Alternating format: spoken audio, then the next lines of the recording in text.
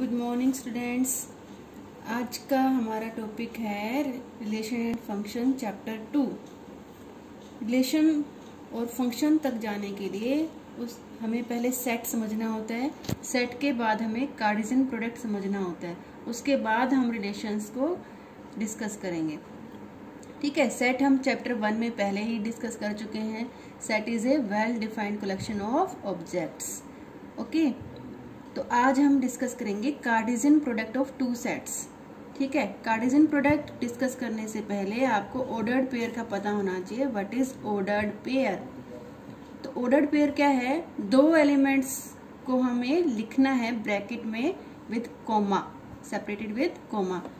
To elements A and B listed in a specific order as A comma B. ठीक है, small brackets में ए comma B अगर हम दो एलिमेंट्स को लिख देते हैं वो ऑर्डर्ड पेयर कहलाता है। ठीक है, सिंपल सा है, बस इसको लिखने का तरीका क्या है? A comma B and it is called ordered pair of two elements. ठीक है, पेयर मीन्स दो एलिमेंट्स का स्पेशल ऑर्डर है ये। अच्छा, इसमें A cross B is not equal to B cross A. दोनों ये कम्यूटेटिव नहीं है, इक्वल नहीं होते हैं। ठीक है, अगर दो ऑर्डर्ड पेयर आपको इक्वल दे रखे हैं like here A1 B1 is equal to A2 B2, इसका मतलब है कि इसका फर्स्ट एलिमेंट इसके फर्स्ट एलिमेंट के इक्वल है। A1 is equal to A2 और B1 is equal to B2। ठीक है, जब दोनों के फर्स्ट एलिमेंट इक्वल होंगे, सेकेंड एलिमेंट इक्वल होंगे, तभी ऑर्डर्ड पेयर इक्वल होते हैं, otherwise they are not equal. ठीक है, तो ऑर्डर्ड पेयर सिर्फ लिखने का एक तरीका है। ठीक है, अब देखो यहाँ पर एक एग्जाम्पल है, आप ऑर्डर्ड पेयर कैसे बनाते हैं। जैसे सेट ए ले लिया 1 2 और सेट बी ले लिया 1 2 3। ठीक है, ये सेट ए है, इसमें दो ही एलिमेंट है 1 2 और सेट बी में तीन एलिमेंट है 1 2 3। ठीक है, तो सेट ए के जो एलिमेंट है 1 और 2, इनका सेकंड सेट के सभी एलिमेंट के साथ पेयर बनेगा। 1 का 1 के साथ पेयर, 1 का 2 के साथ पेयर, 1 का 3 के साथ पेयर। ठीक है, तो ये लिख दिया मैंने 1 1। ठीक है, 1 का 1 के साथ पेयर 1 1, 1 का 2 के साथ पेयर 1 2, 1 का 3 के साथ पेयर 1 3। ठीक है, ये 1 का कंप्लीट हो गया पेयर, सारा सब सेट बी के साथ सभी एलिमेंट के साथ कंप्लीट हो गया। अब ए का सेकंड एलिमेंट क्या है? 2। 1 का तो अब सबके साथ पेयर बन चुका है, अब हम 2 का बनाएंगे। 2 का 1 के साथ 2 1, 2 का 2 के साथ 2 2, 2 का 3 के साथ 2 3। ठीक है, अब 1 का बी के सभी एलिमेंट के साथ पेयर बन गया, 2 का भी सभी एलिमेंट के साथ पेयर बन गया। ठीक है, ये जो सेट बन गया है हमारा, क्या सेट है ये? सेट ए के सभी एलिमेंट्स का सेट बी के सभी एलिमेंट के साथ ऑर्डर्ड पेयर का सेट है ये। ठीक है, इसको हम बोलते हैं Cartesian product of A and B. ठीक है, तो ए और बी का कार्टेशियन प्रोडक्ट मल्टीप्लीकेशन क्या होता है?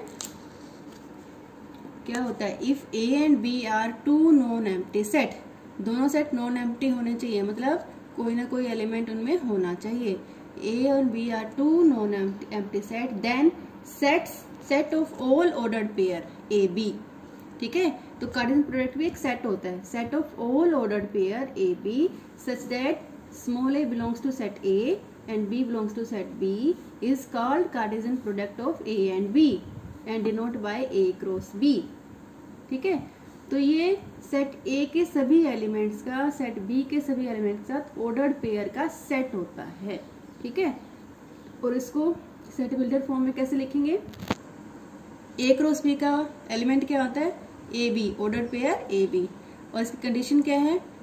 First element should be from first set, second element should be from second set. ठीक है, ओके, यहाँ एग्जाम्पल मैं आपको पहले बता चुकी हूँ कि ऑर्डर्ड पेयर कैसे बनाने हैं, और इसकी कुछ ऑब्जर्वेशन है। अगर कोई सा भी सेट 5 हो जाएगा, मतलब अगर मान लो बी में कोई भी एलिमेंट ना हो, set B is empty set. ठीक है, तो आप पेयर बनाने के लिए यहाँ पर कुछ भी नहीं होगा। मान लो ये यहाँ एक भी एलिमेंट नहीं है, तो 1 का पेयर किसके साथ बनेगा? बी में तो कोई एलिमेंट है ही नहीं।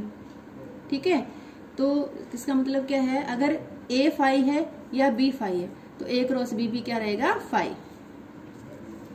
सेकेंड हम देख सकते हैं कि A cross B is not equal to B cross A. ठीक है, यहाँ इस एग्जाम्पल में मैंने बी क्रॉस ए भी लिया हुआ है। बी क्रॉस ए का मतलब क्या है? अब फर्स्ट एलिमेंट सेट बी का होगा और सेकंड एलिमेंट सेट ए का होगा।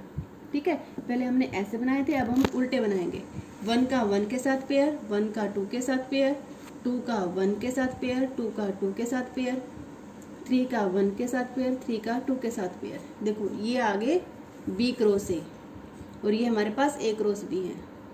ठीक है, तो ये जो एलिमेंट्स हैं ये डिफरेंट एलिमेंट्स हैं। ठीक है, जैसे यहाँ पर तो आपका 1 2 आ रहा है ना, यहाँ पर 2 1 आ रहा है, 1 3 3 1। ठीक है, तो ये इक्वल नहीं होते, 2 3 3 2। ठीक है, ऑर्डर्ड पेयर इक्वल नहीं होते जब तक फर्स्ट एलिमेंट फर्स्ट ना हो के बराबर ना हो, सेकंड सेकंड के बराबर ना हो। तो ये ध्यान रखना है आपको, Cartesian product is not commutative, A cross B is not equal to B cross A. उसके बाद सेकंड देखो, थर्ड कि ए क्रॉस बी में कितने एलिमेंट्स होंगे, नंबर ऑफ एलिमेंट्स। क्या करना है आपको, सेट ए के number of elements into set B के नंबर ऑफ एलिमेंट्स। ठीक है, जैसे यहाँ पर सेट ए में कितने एलिमेंट्स हैं, 2, सेट बी में कितने एलिमेंट्स हैं, 3, तो ए क्रॉस बी में 2 इंटू 3 6 एलिमेंट्स होने चाहिए। ठीक है, सेट ए के एलिमेंट्स इंटू सेट बी के एलिमेंट्स, तो ए क्रॉस बी में कितने एलिमेंट्स होंगे, 6। देखो आप गिनो यहाँ पर 1 2 3 4 5 6। ठीक है, तो इनके प्रोडक्ट में 6 एलिमेंट होंगे। अब अगली ऑब्जर्वेशन है कि अगर ए और बी में से दोनों में से कोई भी एक इनफाइनाइट सेट है तो उनका कार्टेशियन प्रोडक्ट भी इनफाइनाइट होगा। ठीक है, ऑब्वियस सी बात है, क्योंकि हमें ए और बी का ऑर्डर्ड पेयर बनाना है। अगर ये सेट बी इनफाइनाइट है या सेट ए इनफाइनाइट है, एलिमेंट्स खत्म ही नहीं हो रहे हैं, तो फिर उनके पेयर भी खत्म नहीं होंगे। ठीक है, तो ऑर्डर्ड पेयर भी इनफाइनाइट हो जाएगा।